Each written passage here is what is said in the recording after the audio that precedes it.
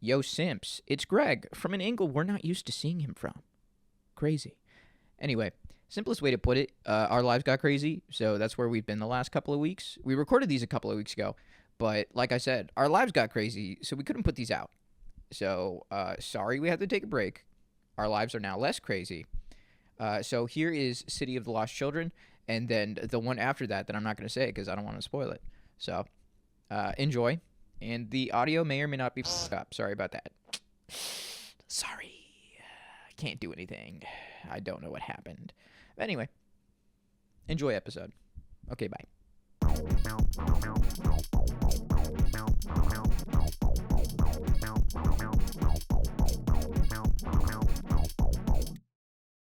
Full context of what I'm about to say. When I first started teaching, everyone asked me, could we call you Mr. So Cool? Because my last name is Sokol, and it sounds like so cool. On my phone, it's Suckle.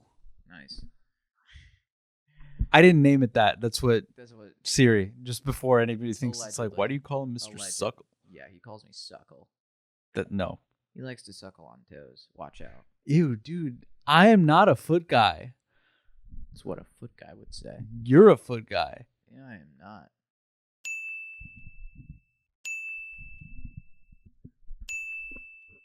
Put in like go. I didn't know what you were doing. So I thought you were doing. So anyway, like ever since then, like because I've been teaching for like 3-ish years now. Kids still call me that.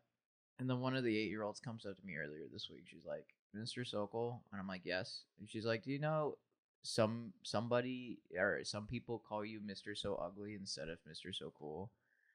And without missing a beat, I didn't even look up. I'm just like, well, that's not very nice of them to say. And I'm like, if you hear them say that, you should say that that's not a nice thing to say. That's actually very mean.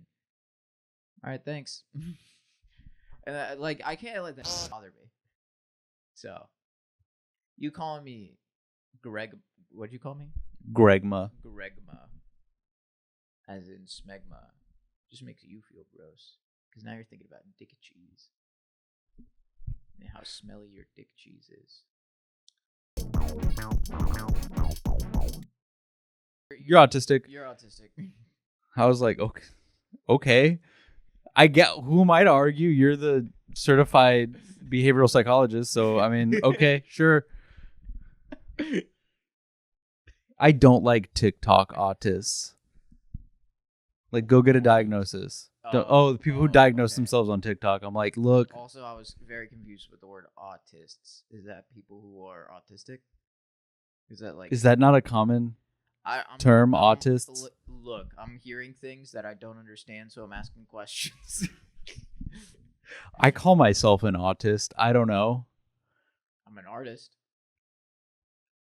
I mean, sure, but we're not talking about you right now.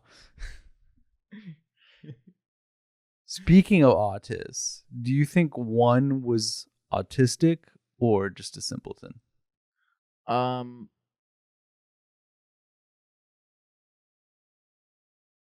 autistic. Understood social cues for sure.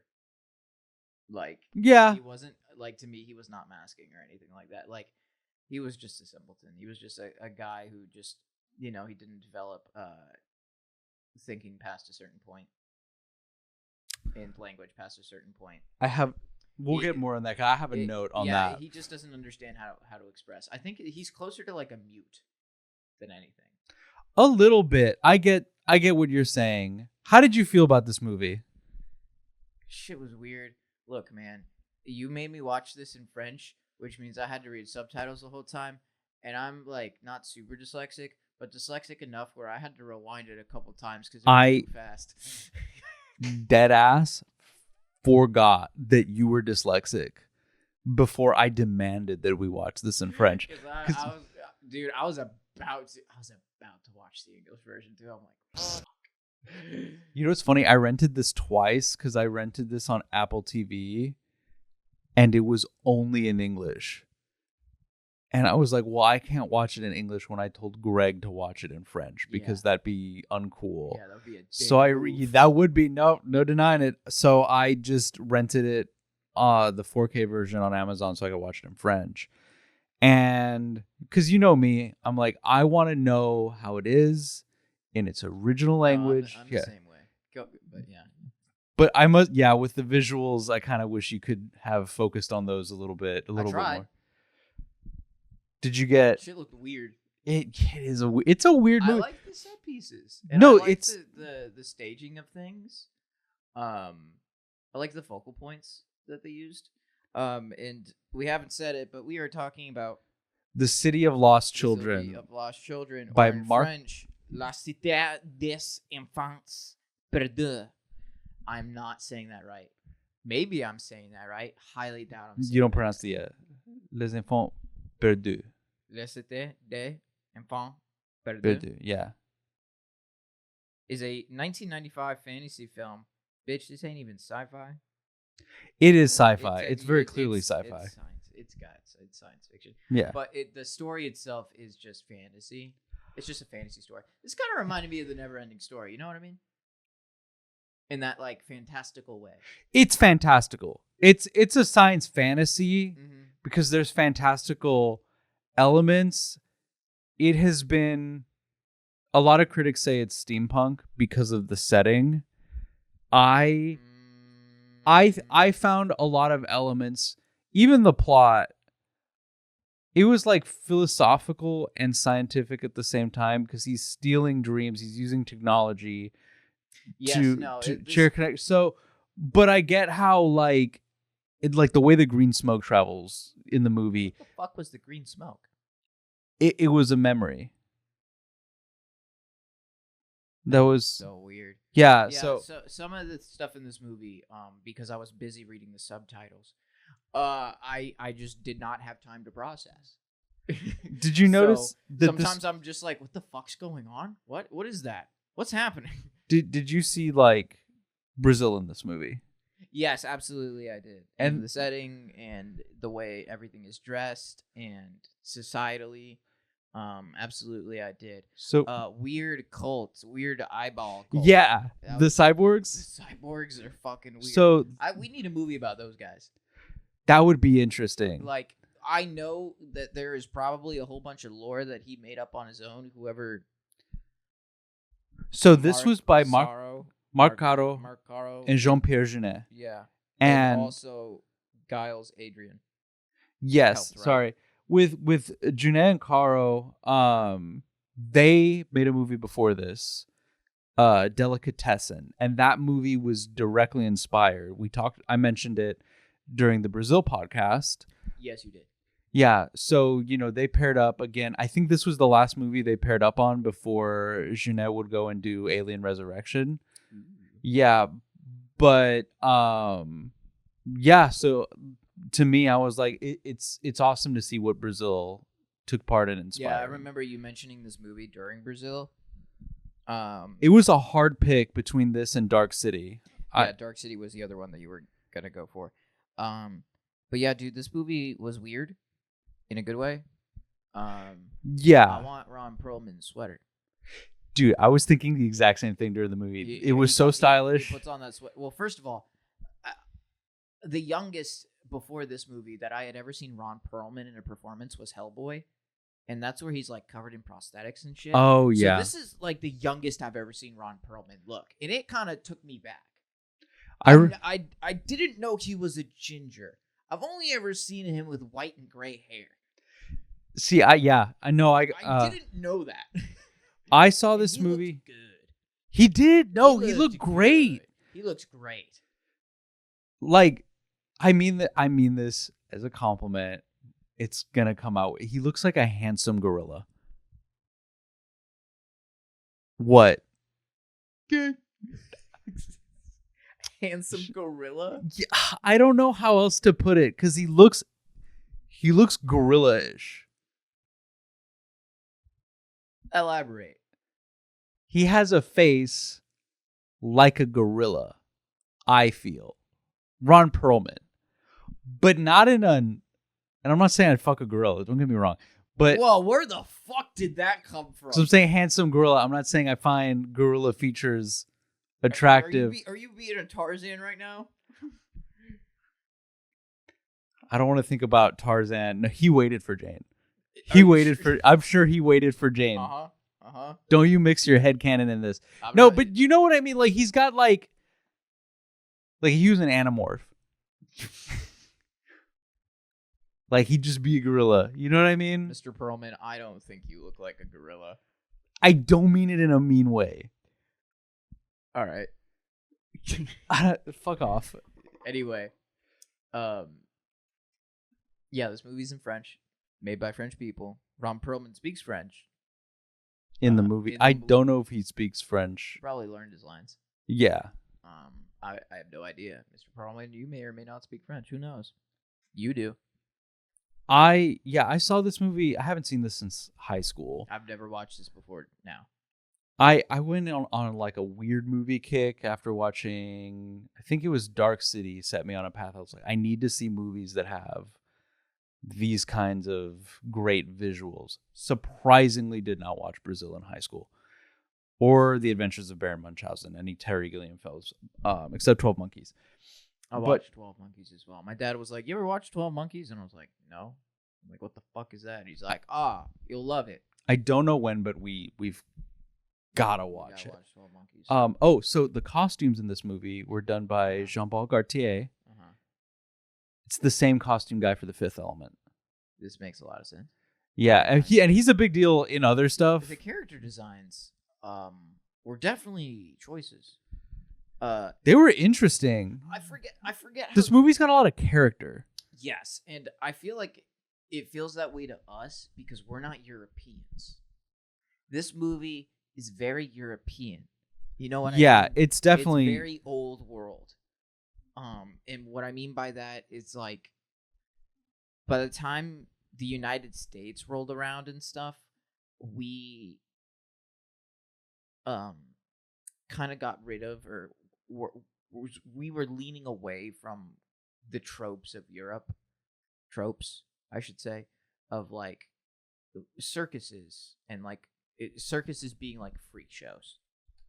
And, I see.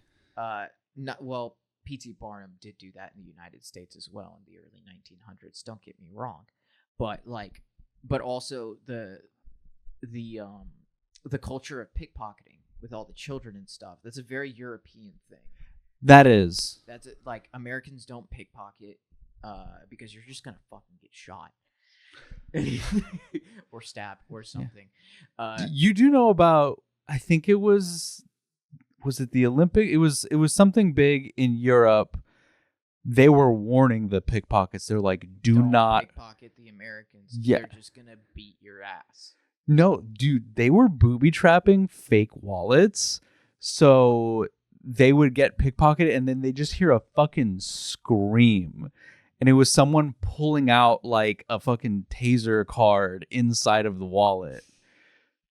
Americans are high-key sadistic. I remember seeing a news story where a pickpocket from Europe came to the United States, like trying to make a quick buck and shit, pickpocketing people or whatever the fuck, and ended up like getting stabbed or dying or something, or getting hospitalized. I think they died, and the family being like, "How could they do this to him? He was just pickpocketing and da da da." It's like, yeah, in America, you steal shit, you get hit. Like that's just the way it is.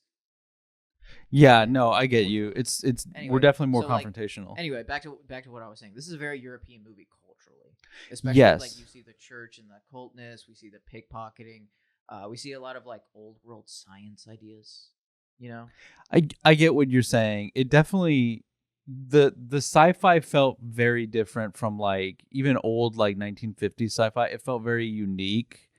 Yeah, and I think I also haven't seen a lot of steampunk movies. I think the last steampunk sci-fi movie I probably saw was it Steam Boy? It was like a spiritually Miyazaki movie. Weird. In Japan. It's good. It's on the list. Like steampunk got taken over by Western steampunk, and that pisses me. I don't know much. I never. Steampunk in general just pisses me off because people make it cringe. Yeah, that's the thing. Stop wearing top hats. Stop it. Do what you want. Do what you want. Don't. Don't do what you want. Don't let people judge you. I will yuck your yum. You hate. I'm uncomfortable. I'm a day one hater. Okay. I get uncomfortable when people are cringy, but I don't know. I got bullied a lot, so I'm just like, just be yourself and don't worry about other people. Just stop wearing anime cosplays to Renaissance festivals. That's not for that. I back Greg on that. Unless it's fantasy. Like I feel like Frierin's okay. Because Frierin's fantasy. It's like pure fantasy. So like that's fine. But don't do sword art online. That's different. That's isekai. Like They'll bring it. Slayer or like literally any anime. Let's stop cosplaying at Renaissance festivals. Wear medieval shit. Wear Renaissance things.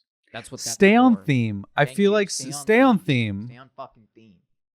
And don't be Doctor Who. I love Doctor Who. Don't be fucking Doctor Who. It's so annoying. The thing is played out also.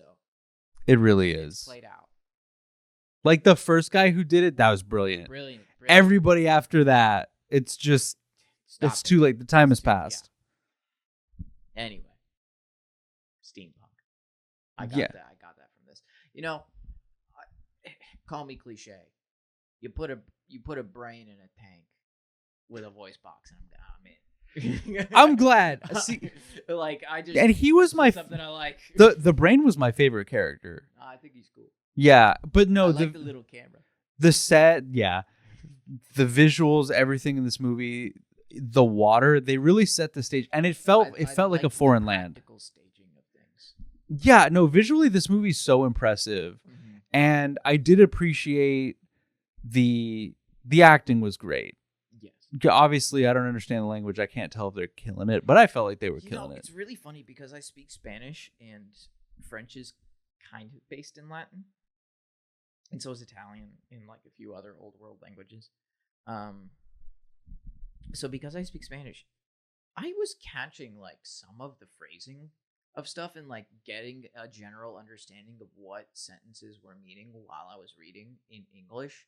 It was really weird for my brain. It was a really weird sensation to be like hearing French, but hearing the Latin words of them all, or like the Latin roots, and kind of understanding what a sentence can mean, but then also reading it in English and then that translating in my brain too. And it was really weird, man. Along with all the freaky ass visuals. And so my brain was having a time. Also, I had to look away to like not get headaches at like some of the flashing shit and some of the weird like bubbly like cinematography shit like in the dream sequences. Oh, okay. I had to look away for some of that. Yeah, the warping freaked me out a little bit. I forgot about that, so I was just like, it was fucking with my head. I had to look away, and then especially at the flashing one, I was sitting on my couch last night. I was like, I'm gonna have a seizure. I gotta look away. I was like, Jesus Christ, what's happening? This is what those kids felt that one Pokemon episode. Say, this is what it felt like discovering Porygon 2. Oh my god. I loved the visuals. I never felt disoriented, but I can see where it can be jarring. Especially, I felt when they changed to the cyborg perspective, it was so analog in like old computer. And I liked it. It was great. I freaked out at that Cult of the Blind. They're weird. Yeah, like people willingly blind themselves. And so one thing, I get that this is a destitute world. Like I understand that that's the setting. I read a interpretation of this movie about how it's anti-capitalist, but I guess I didn't pick up on the anti-capitalism. I did not pick up on it. Okay, I just want to read it. It's from the Wikipedia. Yeah, you go ahead and find that. I found it. Oh, okay. Oh, you want to read the opening first? Yeah. Let me read this opening first. Yeah. You'll read that, and then we'll get into the plot because I'm sure people might be confused about all this weird shit we're talking about. Yeah. So we'll get into that in just a second, so don't worry. So, just a little intro about the movie before you read that interpretation. The City of Lost Children, or La Cité des Enfants Perdus, is a 1995 fantasy film directed by Marc Caro and Jean-Pierre Jeunet, written by Jeunet and Giles Adrian, and starring Ron Perlman. An international co-production of companies from France, Germany, and Spain, the film is stylistically related to the previous and subsequent Jeunet films. The one that starts with the D. Delicatessen and Amélie, Yes, which I still so- need to see Amélie. I heard that that's a fantastic French film. And the musical score was composed by Angelo Badalamenti, excuse me, with costumes designed by Jean-Paul Gaultier, which you were mentioning the costumes earlier. Beautiful, especially with just the different shapes and silhouettes that the different characters have. Do you know what I mean by silhouettes? Yeah, like the outline of a person. Yeah, like their shape. Yes. Okay, Yeah. so like just the different costumes and uses of those characters, like and the diversity of that. That was really cool and interesting. I liked that. And then it was entered into the 1995 Cannes, it's French probably, film festival. And then yeah, so that's a brief introduction to this science fiction fantastical movie. So what is that interpretation about capitalism that I did not get? What is that? Yeah, so they don't even have a Wikipedia page for them. John Webb and Tony Shirato, that the dual nature of capitalism constitutes a main source of tension in the film, and their quote is, "On the one hand, capitalism is presented as enabling self-interest and freedom, as exemplified by the freedom to produce scientific developments, pursue religious ideas, the Cyclopses, and seek wealth, the octopus. On the other hand, it exposes the deplorable effects of capitalism, the exploitation of childhood through the cynical orphans, of tenderness, the original scientist attacked and turned out by his own beloved creations, and of innocence, the terrified children whose dreams are stolen, while suggesting that there is no place in capitalism for originality, disinterestedness, duty, self-reflective analysis, and other defining aspects of the human." And I didn't really pick up on that, but I felt like it was interesting that someone else did. And I think for me, it's because we never really see an authority, I felt, in this movie, you know? Yeah.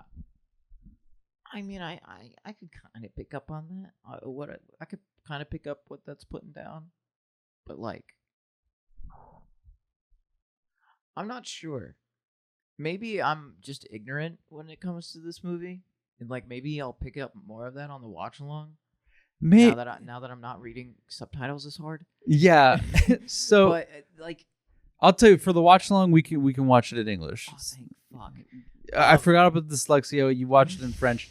I wanted you to take it in French. No, but and it was good. I did enjoy it. Also, we can't really comment on the movie if we're reading the subtitles. Oh, that's so true. That'll I'm be just gonna be locked into reading subtitles. And yeah. talking that whole time. No, Um, but for me, there was no sense of order in no, the setting. It was very it- chaotic yeah, and and even that, I just felt like we were following along,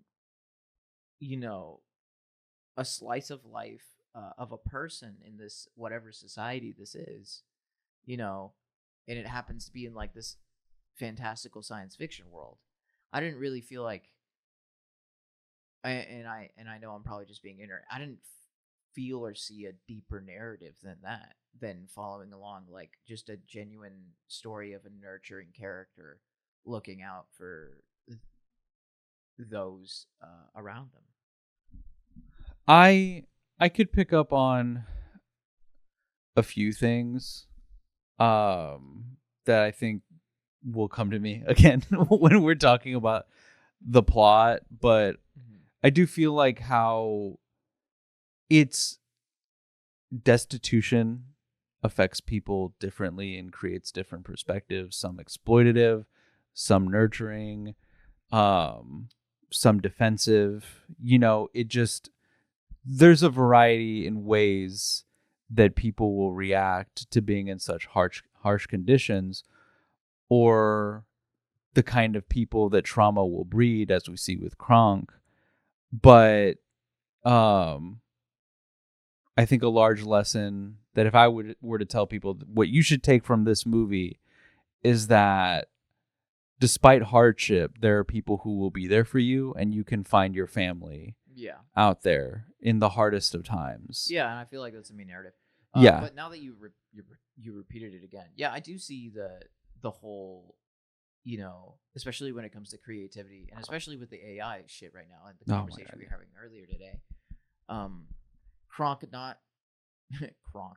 Crank. How is it said? I thought it was Kronk.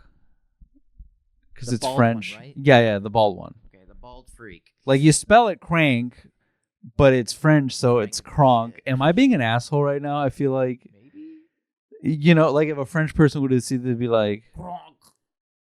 Now I'm being an asshole. That was we smoke cigarette. Okay. What were you gonna say? You want to hear my European DJ voice? I don't know. I feel like you're asking me, do you want to hear my Borat impersonation? And like, no, I'm not. Like when people are like, my wife, I'm like, dude, that movie came out like a long time ago. I've told you I've never watched Borat. You can miss it. Honestly, I feel that his movies, that one in particular, is just really crass. And I feel like you don't really like crass movies. No. I myself will be crass in like small moments. But like when it comes to like, consuming a piece of media, even like comedy, if something's too crass, I'm just like, gross. I will say you should watch or read. I've been telling you all the time. Transmetropolitan. If you're looking for a good cyberpunk graphic novel, read it. It's amazing. But yeah, you should read that. Right. But it's crass. It's vulgar. But anyway, so the bald freak, like Kronk, because he himself is artificial, right? Yes. And so he and the whole point is like he cannot produce his own dreams. He cannot produce. He's kind of like a sociopath in the way that like he can't feel things.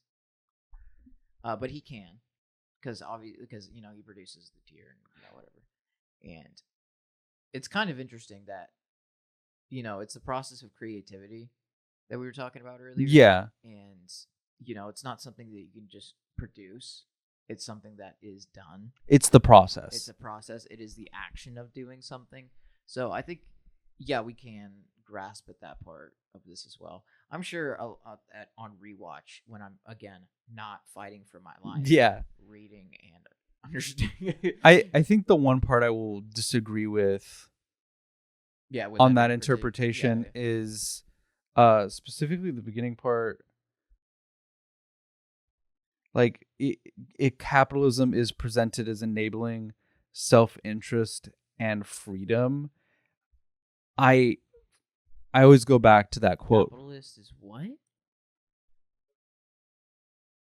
On one hand, capitalism is presented as enabling self-interest and freedom. Capitalism is presented as enabling self-interest and freedom. Yeah, and I do agree on the self-interest part. Capitalism does encourage hyper-individualism and selfishness. But as far as freedom... Through that, you can create freedoms. Like, for example, and I'm not saying it's okay, Jeff Bezos has created certain freedoms for himself by becoming a billionaire. I mean, well, billionaires in general, if you have enough money, you're completely free. No, but like, I think that's what it's talking about. I think I always go back to that quote from Andor that freedom is the natural state of a being, because I think it is. It exists in every system. It's because Kronk is free to do his scientific inventions, but not in the sense of innovation. At the underlying facet of his science is exploitation. So whatever they're talking about are impositional, it's plagiarism, and and exploitative. So I feel like that's different. But anyway, Anyway, can let you go on with the plot. yeah. Before I get into the plot, you know me, I like numbers. It was an $18 million budget, 11 million in box offices. So they initially lost money, but that's okay because this shit's bang. This shit's weird and cool. But anyway, the plot. Kronk, who doesn't pull levers, a highly intelligent but malicious being created by a vanished scientist, is unable to dream, which causes him to age prematurely. At his lair on an abandoned oil rig, which he shares with the scientist's other creations, who are 6 childish clones, a dwarf named Martha, and a brain in a vat named Irvin. He uses a dream extracting machine to steal the dreams of children. The children are kidnapped for him by a nearby port city by a cyborg cult called the Cyclops, whom in exchange he supplies with mechanical eyes and ears. Among them, kidnapped is Denray, the adopted little brother of the carnival strongman 1, which is Ron Perlman. So to explain that in like context of the movie and how we get that, we open on a scene of him. He's Kronk invading a child's dream. Yeah, a bunch of Santa Clauses, and it's really weird. And then we wake up in the oil rig with Kronk and all them in the dream. We meet those characters that were also created by the scientists, who are all freakish, and their introductions. They're off-putting. Yeah. Kudos to that one actor playing the 6 clones of the original scientist. Yeah, no, the acting in this movie, which by the way, Kronk, like the role was written for that actor.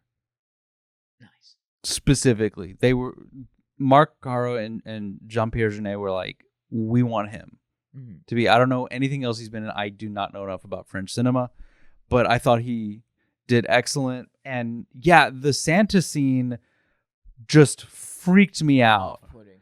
Yeah. Off-putting. And then, like, the reindeer shits and one of the Santas is drinking and it just turns into a nightmare. Yeah.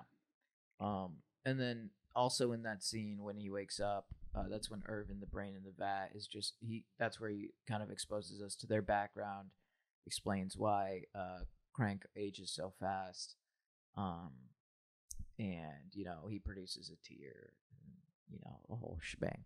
And then that's when we move forward through to the city where the children are being stolen from, and we're introduced to like this fair carnival place, and that's where Ron Perlman's in the chains, right? And as they're doing the thing, after the carnival manager is stabbed by a mugger, The wiki did get something wrong, by the way. The Donry getting stolen is after this scene. Yes, and I was gonna correct that. Yeah. One takes the manager of the carnival home, where he's like slowly dying, and that's when the Cyclopses show up, the cult Cyclops, to steal his little brother. Which using a freaky ass scene. It was, and the use of candied apple was that wasn't even a candied apple. That was a regular apple. Remember, they're poor. That was just a regular. No, the Cyclops, the one that they're using on this. the one on the string. That was just a regular apple. Oh, it looked very. I guess on my. They're poor. That kid just likes eating, as seen throughout the movie. We'll see on the watch along. You've been wrong before. I remember a candied apple. Just attracted to food. That kid, yeah, he is so hungry throughout the entire movie, which makes sense because they're in destitute conditions. Ron Perlman tries to stop him, but he doesn't, and he sees that the Cyclopses are the ones that take him, and then and fuck them, they're just awful. Their entire cult. Yeah, and Ron Perlman tries following them, and then ends up running into these orphans who were stealing, like in a safe or something. Oh yeah, he ran into like Miette and the gang. Yeah, he ran into Miette and the gang, and then Miette and the gang tie him up. And then he gets out, and he discovers that Miette, will know where they are, and they're just telling him to fuck off and get lost. I also like the way that they tricked the people chasing them into thinking, were those cops or were those just bad dudes? I can't remember if they were just bad dudes or cops. Because Yeah, I can't remember either. I've had a lot. No, they were also thieves because they're like, oh, thanks for doing the heavy lifting for us kids. That's right. That's right. And then it turns out, and this is the first scene where we see Miette's cleverness because they had more money hidden away. Yep. I thought that was neat. And yeah, Yeah. they tell Ron Perlman to fuck off. Yeah, they tell Ron Perlman to fuck off, but Ron Perlman follows them back to their lair, and that's where he like kind of sneaks into their place, and they're hired. The one is hired by the conjoined twins, called the Octopus. They are because evil. They are freaky looking. Yeah. Not because they're conjoined twins, by the way. They're just Because they're French. exactly. Because they discover upon his entrance that he can lift this super heavy safe. I like that. I like that. The way he gets away with the dog, and they're like, "We need someone to lift the safe," and then he lifts it to save himself. It was very comical, and it seems like that add to the whimsy of this movie because there is a whimsical element to it all. Is. And you know, when we see, that's when we're introduced to the octopus, and that's when we see that she is very exploitative of those children. And what she's doing, she's kind of managing this miniature gang of pickpockets, you know? And then, you know, they go on they go on their little mission thing. Oh, I missed something. What did you miss? Earlier when Irvin, the brain, is telling Kronk that story about himself. Yeah, I thought that was wonderful exposition for Kronk. Like how, like the way that, like, you know, we basically get the entire backstory of this weird cast of characters and who they are as told by this floating brain. I just thought that was brilliant and noteworthy. I really liked it. And also I forgot to mention, I really love how as soon as Donry is captured, that becomes one's singular mission. To him, the most important thing in the world is getting his baby brother back. And I feel like that really sets the tone for his character. And it immediately gets me to root for him. Yeah, absolutely. Yeah. It immediately makes him empathetic. And you don't know at first that he's a simple guy. Like you learn over time that it's like, oh, you understand everything, but like you can't speak that well, you know? Yeah. But anyway, so they go together with the orphans and Miette, and they follow on their mission. But they end up following the Cyclops and infiltrate their headquarters. But they're captured and sentenced to execution. And the execution method was incredibly creative. I thought so too. I when they were setting it up, I'm like, what are they doing? What are all those dead fish for? Yeah. I'm like, how does this work? And I'm like, and then the seagulls come in. I'm like, oh, the seagulls. I also thought they kind of looked funny, all wrapped up. Yeah, they did. There are elements of this that seem almost cartoonish, but they work so well. Like I can recognize this is kind of absurd and a little bit Looney Tunes-ish, but yeah, yeah, it works well for this movie. I wish they made movies like this. Yeah, but they don't. As much of a like struggle as it was to watch this, like I enjoyed like seeing it, you know, visually. And by the way, the murder method or the execution method, by the way, is death by seagulls eating fish at the end of a plank that weighs as much as you do. And the more the seagulls take out of the baskets of fish, the more likely you are to fall in. Also, what it doesn't mention is during the headquarters infiltration of the cult, that's where we see the one of the six and the dwarf. Yes, one of the six and the dwarf purchasing the children for Crank from the cult. And so that's how we learn why the cult's taking the children, and then where they're getting the children from. They're like, oh, connected. And so, and then meanwhile, the octopus orders an old, you know, circus friend. She's like, hey, can you go save the one and Mariette? Yeah. Sorry. Oh, and didn't we? So. Yeah, sorry. So he uses trained fleas with injects a poison capsule that causes mindless aggression. Oh, And that so was so he cool. puts the flea goes to one of the Cyclops guards, and he kills the other two. And Marcelo rescues one while Miette falls into the harbor and sinks. But you think she drowns, right? But oh my gosh, an amnesiac diver living beneath the harbor rescues her. And I thought that was really cool. Yeah, and also the underwater visuals are also pretty neat. One part that the Wikipedia doesn't mention is there's a scene we have with Kronk where I put that his inner conflict is interesting because like he feels like he feels like he's soulless, can't speak today. We do see that he feels inferior. Yeah, because of his soullessness. And which I find it crazy that they all just bend to Kronk's will when they're all creations of the same man. I also thought that was interesting. I was also questioning, why are they all listening to this one guy? Yeah, and Martha especially is, very subservient to him. And I think that's because, like Irving said in the story, she was created to be the wife of the scientist.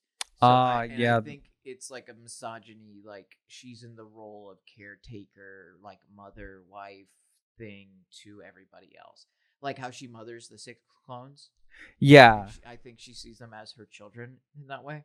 And they are also a bit they're simple. Yeah. They're very underdeveloped. Is a way to put it.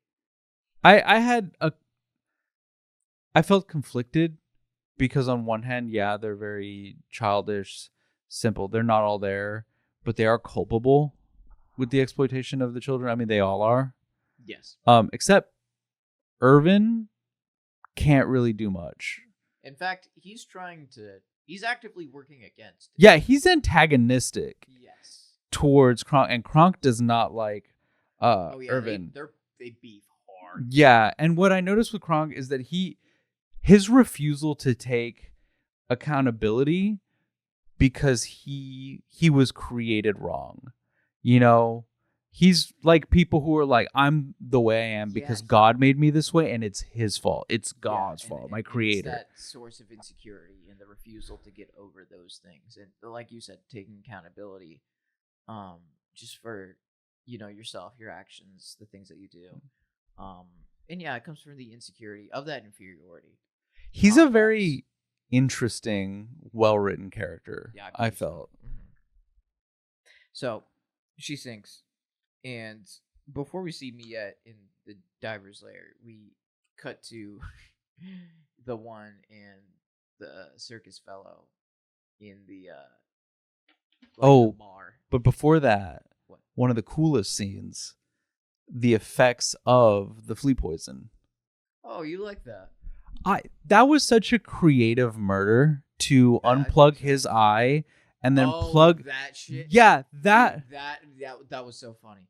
That got me. I'm like, that is such a freaky way. Sorry to cut you off. So go ahead and describe it. Yeah, no, just the idea of, and I've seen this in one other movie in a way worse way, which was Strange Days. But him unplugging it and making the victim watch himself be murdered was so sadistic. From the third person point of view. Yeah, and it really drove home how severe that poison is, which we'll get to. It but comes into play later in the movie. Mm-hmm. But I thought that was this movie's very creative, and a lot of the things that you see here I felt were very unique, and you don't see them in a lot of other movies. True. I've never seen a kill like that. Yeah, I've only seen it once before in Strange Days. And isn't it in Strange Days like they actually take the eye out of the socket and they like turn it around and like? So in Strange Days, spoiler if you haven't seen Strange Days, just forward less than a minute. In Strange Days, they have this device that records their memory, and you can also share them. And while a serial killer is murdering and sexually assaulting this woman, he makes her experience what he's recording, which is him committing that act at the same time. So she feels the victim part and the serial killer part. Ew. It was horrific. Yeah, it was one of like that scene. Ugh. Yeah. Anyway, end of spoiler for Strange Days, but that's the only other movie that I've seen who does this kind of like making you watch Your Own Death from the Killers. Invincible, when Alan's eye gets knocked out, he's like, "This is gross to watch." And Invincible, yes. Yeah. But before that we talk about Miette in the Diver's Lair, we get a scene of Ron Perlman's character, the one with the other circus guy, in the bar, in the brothel bar place, and he's with one of the most beautiful French women I've ever seen in my life. I forgot how beautiful short, wet hair can look. Yeah, that's such a... She looks so elegant and beautiful. What era was that popular? 40s, right? I don't know. Wasn't that... But okay. I was... And Ron Perlman's just sitting there, like, upset, obviously. And they're just like, yo, comfort him. And she's like, I'm trying. My bosom's in his face. And I love that about his character. Like, yeah, I think there's a part where he just does acknowledge, like, oh, you're attractive. Oh, yeah. And then she says something like, you haven't seen me yet, or something like that. And he's like, Miette, my Miette. Oh, my God. Yeah, that was so... Dude, I thought that was hilarious. Yeah. And I like that he took it so hard because at this point, you know, through being on an adventure with these children, he's also endeared to them. Like, he's a very caring... It did start as a, you will help me find my brother, but you're right. He did become endeared. Continue. Sorry. I cut you off. No, you're good. Yeah, like, and I really love that. I really love that they show that he's a nurturing, simple man. Like, he's a gentle giant. Yeah, and his character, you use the word nurturing. That is very... That's a word for it. Yeah. Like, that is a good word for it. But anyway, so Miette... Miette in the Diver's Lair. Oh, what? Oh, no. I was about to say go into the Diver's Lair. We get Miette in the Diver's Lair. And the diver, it looks exactly like one of the 6 clones, except he's got a beard. So we infer, it's like, this is the scientist. But he's got amnesia. Crazy. And he's just collecting stuff on the floor. He's like, look at this thing. He's like, I like this. I get it. I understand that. He's a collector. Him being amnesiac is an interesting twist. And he's also afraid of the surface. Yeah. And it's interesting because he still sees Crank as the devil even though he doesn't remember him. Yeah. And so, you know, he doesn't want Miette to leave, but she does. And Miette goes to find the one in Marcello, and both drowning their sorrows in the bar brothel. But upon seeing Miette alive, the remorseful Marcello lets one leave with her, and they turn one... Oh, but, you know, they're leaving, but that's when the octopus figures out, oh, she's alive. So I want her back. And then she goes to Marcello, and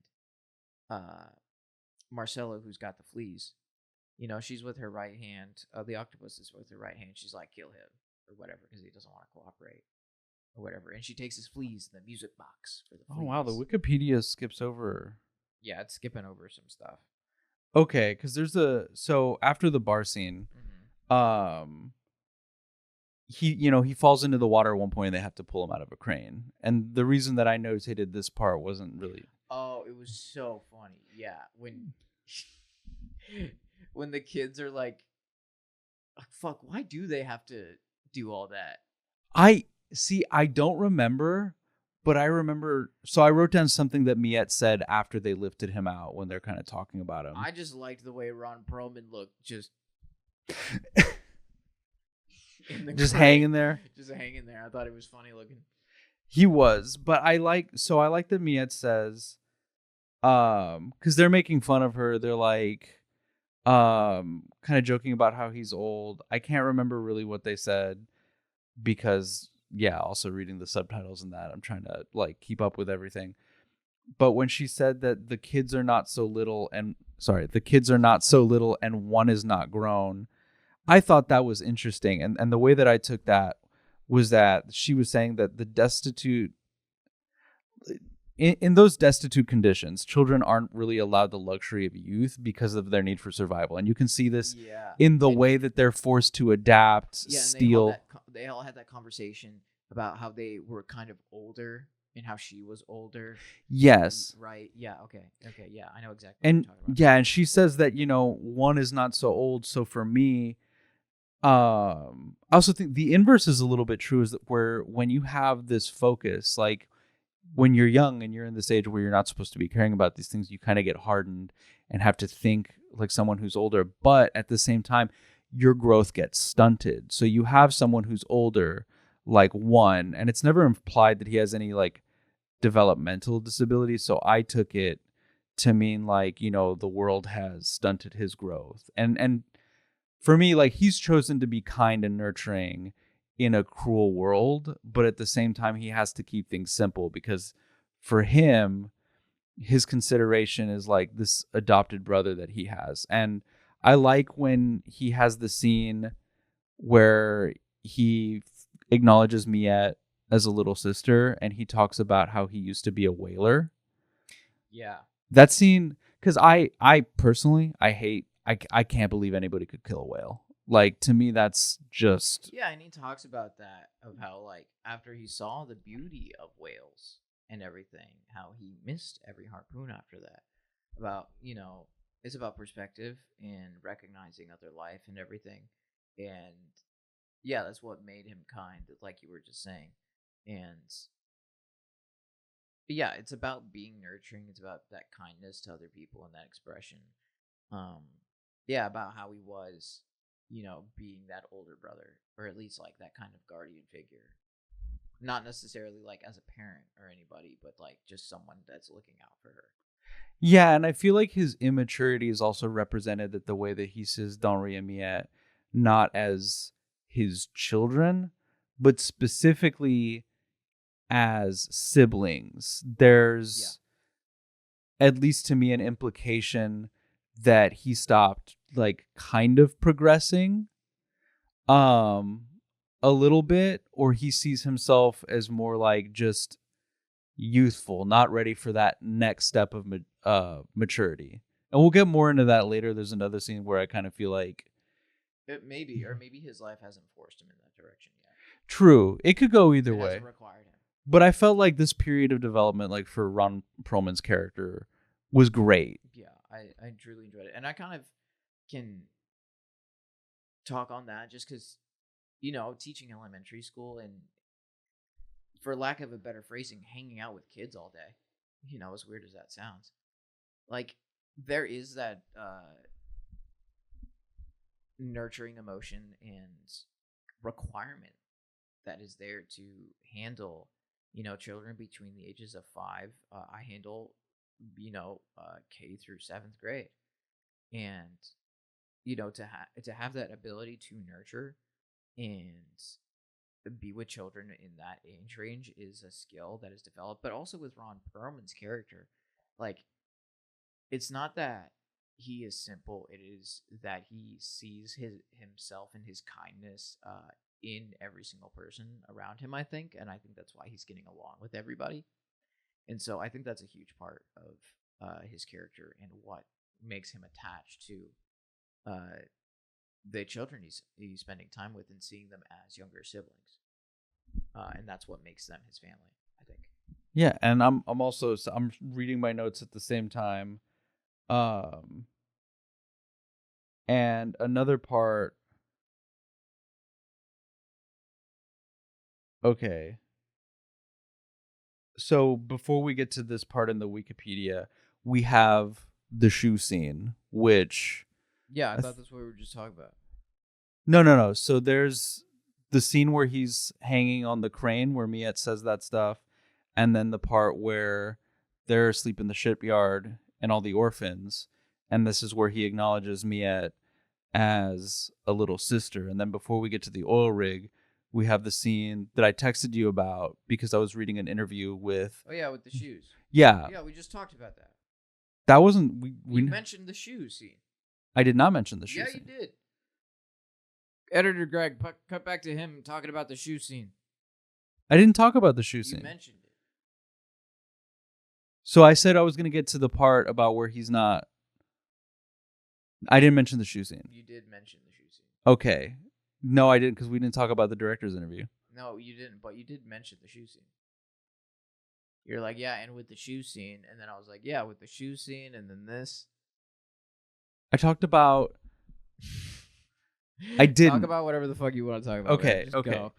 Okay, so when I was doing research for this movie and stuff to look out for, and also just refreshers before I went in for a second viewing, there is an interview with Jean-Pierre Jeunet and another interviewer going over like different things about the movie, and one of the things that he asked was if the scene where he gives Miette a foot massage and they're having a conversation, he ends up carrying her on her back, where they were like, did you mean for there to be some sort of sexual connotations?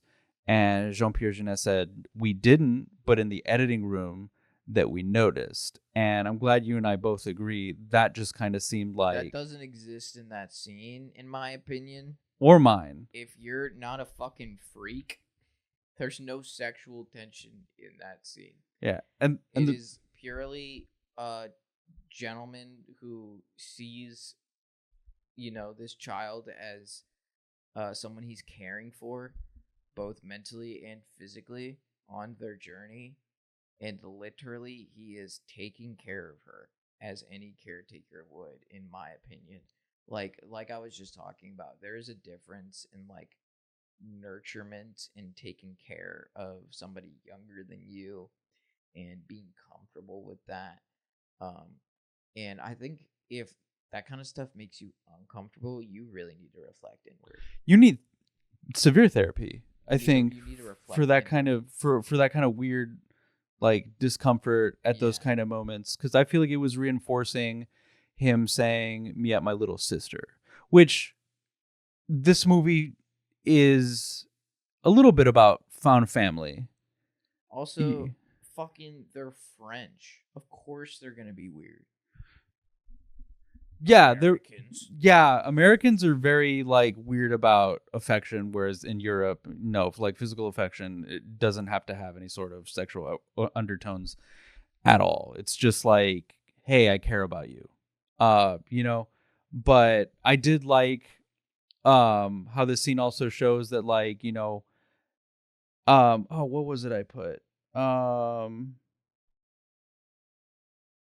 When she was asking what he'd do like after they found Henri, I felt like that was like a hope that his plans included her and her being a part of like a family with Henri, like big brother and two siblings, and that basically that this trauma would bond them permanently because they're becoming a family going on this adventure together and helping each other out. And that was basically how I found this whole thing to go. But yeah, I just thought it was weird that the director found that, and I was wondering if there was maybe a cultural difference, but no, I'm thinking that might be a cultural thing. Who the fuck knows? But anyway, so they find each other, and then the octopus, she tries to kill Marcelo, but her right hand is just like, man, I'm sick of that bitch bossing me around.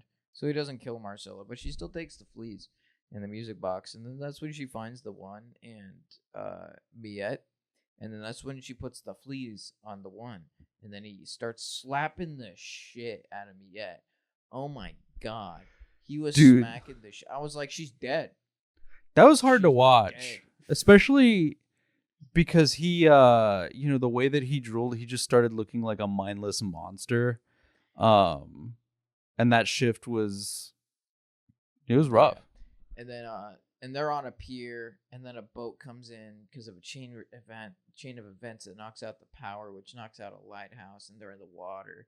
And then the octopus pours oil all over the water, and then they're trying to get out. And then Marcelo shows up, and then he fucking gets the octopus, and then she's in the water, and then the one and Miette are out of the water, and then Marcelo throws his cigarette in the water, and the oil lights on fire, and she's like, "Ee!" She deserved to die. She was evil. But also,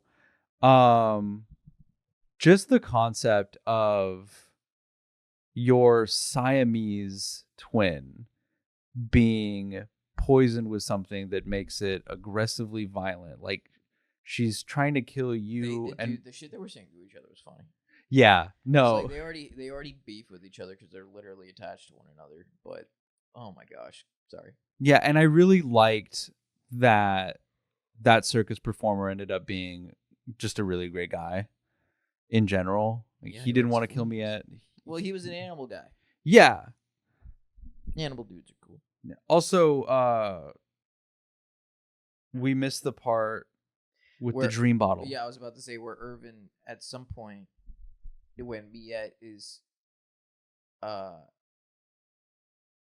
wait. No, so back at Crank's oil rig, Irvin tricks one of the clones into releasing a plea for help in the form of a bottled dream telling the story of what's going on the oil rig. And then it reaches one Miette and the diver with that night.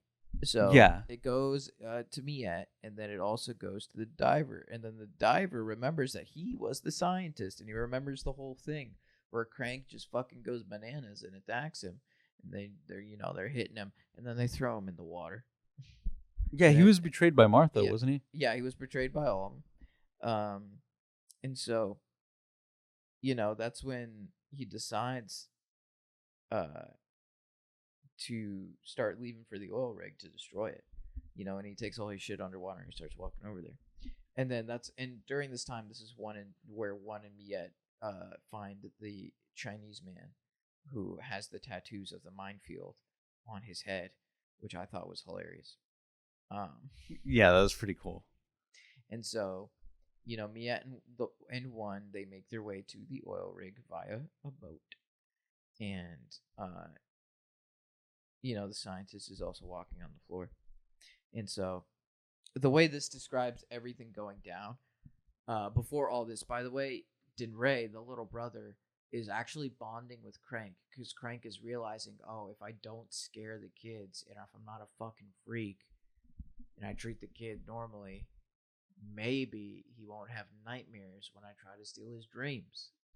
Oh, what? Kindness is a solution? I know. Crazy. So we're getting all that stuff in between as well, right?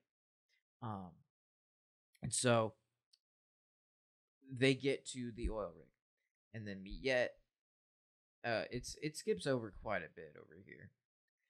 Yeah, this part is really over summed up. It is oversimplified. But basically, Miette is almost killed by Martha, who is harpooned by the diver. And then Miette goes into the room with Crank and Dinray, who are in a dream together, and Irvin tells her that she needs to go into the dream to get Dinray out. And so then she goes in the dream, and then she starts having a weird mind battle. Dude, Crank, this scene was a lot. Where she becomes an old lady, and he's like sucking the life out of her because he got aged quickly because of the lack of dreams and sociopathology and all that stuff. And she somehow overpowers him in some way. Yeah. By the way, when Donry shifted into Kronk, that freaked me out. Dude, that also freaked me. That got me. The visuals for this were the visuals trippy. in the dreams are always fucking freaky, and I have to look away sometimes. Did you understand? It hurt my brain. Did you understand what the dream was supposed to represent? I was like, this is cool. I'll probably understand it more on rewatch. Okay, because I was like, okay, so this is a battle for youth. Is it just a mind battle? I felt like it was a representation of like aging and maturing, and like the conversation that she was talking about earlier, where her circumstances caused her to age quickly, and his circumstances caused him to age quickly, but in a completely different way. Yeah, where he had lost all his youthfulness, but she had retained hers. So him stealing all that away from her. Yeah, I'm not exactly sure what it means, but that's kind of my interpretation briefly. But anyway, so she gets pulled out of the dream by one, and so she, one, and Dinray are all getting out of there, and also the diver has hooked up TNT everywhere because he's going to blow up the oil rig. And has tied himself to some TNT and with a plunger next to him outside. And eventually the brain, Irvin, and the 6 clones are, rowing away along in one boat, and then separately one Miette and Ray are rowing away And the kids in a separate boat, and the rest of the kids that they had to save from the oil rig. By the way, when I found out that motherfucker Irvin could move, I was like, you could move the whole time. You could move the whole time, and he was moving. He was. He was booking it. Yeah, that brother was in NASCAR. I also, his character was probably the most fun, I thought, and I really he was Crank's ops. Like he's the one he loved rage baiting Crank. Dude, professional rage baiter right there. That was his number one hobby. He's afraid of a tank. What else is he gonna do? He's gonna rage bait his brother. And I really love how it's just he doesn't care. Like, put me in basically a sensory deprivation environment where I can't talk or see, but fuck you, man. Yeah, but fuck you. I will be your downfall. and I thought, Kronk definitely deserved his fate. So did Martha. I was torn on the scientist because also I don't know if you remember the flashback scene where it shows the betrayal of the original scientists, but they were still in the tanks. They were still growing. Yes, the clones were still growing and stuff. So there's a level of weird. Yeah. The practical effects just really hit. I know they couldn't use it for the flea. Which the CGI wasn't bad by any means. No. It didn't age poorly either. No, not at all. Its time. It's fine. Yeah. No, this movie still, I think, looks more impressive than some of the CGI movies that come out nowadays. Yeah. Shit could have been made today. Yeah. But no, it was there is culpability on behalf of the scientists, but there's a certain innocence. It's weird. They're in a weird middle ground where I feel like they have a chance at redemption. Yeah, and I don't think he deserves that redemption. Because the scientist, because the Six is who I'm talking about. Oh, well, the Six, they're kind of No, Kronk deserved it. And Kronk, so did the original. Yeah, that's what I'm talking about. The original absolutely deserved it. I like how the little bird just and so they're rowing away. And stuff has already exploded up top, and so some of his papers are falling down, and he actually grabs one and he starts remembering how brilliant he is. And he's like, "Wait, no, fuck, get back here. You bastards, get back here." And then like you said, a little bird. he comes in, he lands on the plunger and he goes and he goes I did take, and maybe I'm making more out of this than I need to, but I did take him seeing the paper and a desire to live after seeing that as the character not growing at all and not learning from his mistakes. And that's exactly how I took it as well. Okay, yeah, that's exactly what I think that was. Yeah, because I was like, really? Nah, fuck you. You caused this entire mess with your arrogance. The only good thing that you created was Irvin. And he was low-key a manipulative, gaslighting rage baiter. He was. But for a good cause, because he also helped me out. Clanker was okay, because he had a brain. Well, technically, he's not. He's not a clanker. He's got a brain. He's the brain. How do we feel about clones?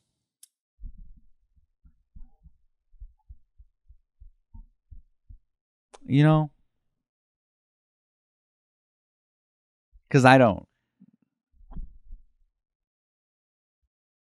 But then again, if you think about the movie The Island, I'm on the clone side. Well, think about Ben Reilly. I like Ben Reilly. Yeah. But also, who's another cool clone? Wait, have you seen End of Days? Or not End of Days, The Sixth Day with Arnold Schwarzenegger. Oh, it's a good clone movie. Yeah, it's a very good clone movie. The ethics of clones are very hard. The concept of cloning is even harder when you get into religion. Absolutely. Yeah, because for me, soul and spirit and all that jazz. Yeah, because for me, it's there's a certain point of gene editing. There's a certain point to where gene editing just becomes. I mean, I see it. I see the jazz correlation. But to me, I think cloning is either ethical or unethical depending on what your intent for the clone is. You know? I mean, obviously, you can't clone yourself to be a slave. Right. Exactly. Or I think to harvest organs. It's kind of. Ooh, yeah, that's unethical. Yeah, that's the whole plot of The Island, by the way. It's an interesting sci-fi movie that I saw way too many times because it was on cable TV. So I've seen it like I would like, do I want to put that on the list? Because I've seen that movie. I don't even know if it's good anymore. I just know it. You know what I mean? So just one of those movies you got memorized. Like if I saw it again, I'd be like, yeah, I'm bored because I remember the scene completely. I know how the whole movie goes. This movie was just, it was cool to look at sometimes. Most of the time it was cool to look at. Yeah. And like you said about the costumes, I did enjoy the costumes. I enjoyed the visuals of this movie. It's I need that sweater. I told. I need that sweater. Yeah. I need that sailing sweater. It's so cool. Aesthetically, this movie is great. I think. It's really hard for me to see past anything other than the surface level story. It's Same. really hard, and I don't know if that's like because cultural differences or a language barrier, or I'm just ignorant this time, or what's going on. I felt it's really hard. I felt like this movie was just, in more ways than it being French, it feels like a foreign film, you know? Yes. Like in a city that is so unlike anything I've experienced, in a time that is like, you know, it feels like an alternative reality. You know, I can't see this being in our timeline in a way that's more apparent than in other movies. Because, you know, you could say the same for Brazil, but I didn't get the strange foreign feeling from Brazil that I did with this movie. Yeah. And I see why they didn't label it a sci-fi on the Wikipedia. Obviously, they're fucking wrong. Yeah, this is science fiction. But it's so fantastical, but not in a science fantasy kind of way, like, or science fiction / fantasy. This is a science fantasy almost. Mm-hmm. But in a fantastical way, not like in an elves and shit kind of way. Yes, I agree. But where would you put this on a scale of 1 to 10? I know you don't really do numbers, but on the Greg of, did I enjoy it? Yeah, I enjoyed it on the Greg scale. I enjoyed watching it. It was interesting. Again, it's something that's making me think, and I enjoy things that make me think. I will probably enjoy it a lot more on the watch along when I'm not struggling. We will do it in English. We will. To read and understand at the same time. My dyslexic ass. I feel bad. I forgot that. Also, I do want to say it's worth a watch, I think, and it looks cool. If anything, just Google the title of the movie and look at some stills of scenes and look at the costuming and the sets, and I think you'll be interested. So for me with this movie, I would say that this is a must-watch sci-fi movie, and I have a very specific reason for it. I think that when you get into a lot of the most popular science fiction movies and the most famous ones, a lot of them are English movies. You know, some made in like Britain, some made in the United States, but we don't have a lot of huge foreign sci-fi films. Shut up. And I think it's foreign. They're science fiction and they're films. I hate you right now. Got the prettiest ladyboys of all time. You've never seen anything like our ladyboys. Where did that come from? I'm not talking about. You know how much I love ladyboys. How do you always coil up your fucking cord? I have not. You've seen me sitting here. You're sitting here. I untangled your shit. I know. I've been sitting here the whole time. I haven't twisted my mic. Obviously, you have. Okay, well, when you're editing, you can go and see how I treated my microphone and send me clips and point it out. Anyway, this is why you hear that little. Okay. Well, now that you're done, sometimes now that you're done being Trump, what I was gonna say, in all seriousness, I'm gay. is no. I think people need to watch more foreign films in general, because if you stick to like only things within your culture, you miss out on a lot. Which is why also either Solaris or Stalker, even though Stalker was too dense, I want to put a Russian movie on here. If I can find a good African sci-fi movie, a good sci-fi movie from India, Bro, I would love to watch a Bollywood sci-fi movie. I would like to see I want to see what that shit's like. I will watch Bollywood's most famous sci-fi movie. I want to see that shit. We will. We'll probably do. It's probably fantastic. It's probably crazy. Honestly, yeah. It's probably crazy. From any culture, I think. Well, I think it's important to just see how different cultures do sci-fi. Yeah, but like Bollywood is like epic. Bollywood is epic. I've been meaning to watch more Indian movies because I just see clips from them and they look crazy. They look wild. But yeah. Anyway, this movie is a must-watch. I would recommend this to a bunch of people, and I hope you guys had as much of a good time watching it as we did. Yeah, this is kind of a weird one. It's freaky. It's free. But anyway, join us in the Patreon where we watch it in English. Yes, and we see Greg marvel at the visuals without being distracted. And I go, whoa, I didn't see that before. Crazy. And we get to enjoy a young Ron Perlman. Yeah. He looks good, dude. He's like a nice, lean. He's like a handsome gorilla. Like, you think his name would still be Ron if he was a gorilla? Yeah, he's like if King Kong went human.